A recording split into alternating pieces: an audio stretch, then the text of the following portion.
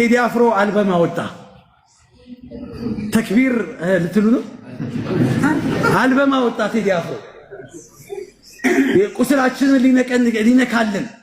ሱብሃንአላህ ሶሻል ሚዲያ ላይ ሳይ ከ8 ዓመት በኋላ የናፈቅነው ቴዲ አፍሮ አልበም አወጣል።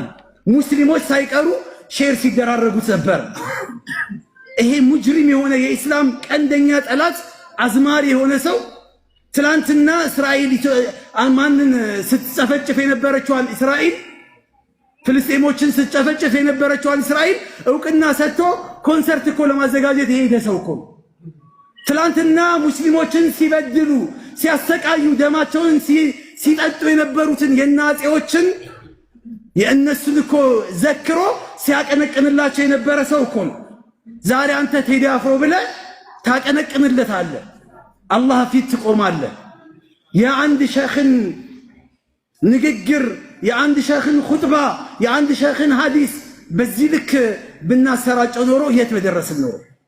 አላህን ፍሩ። አሁንም እስፔሻሊ የሙስሊም ጠላት የሆኑ ሰዎችን ደግሞ ጠላት አድርገን ልንይዝ ይገባል።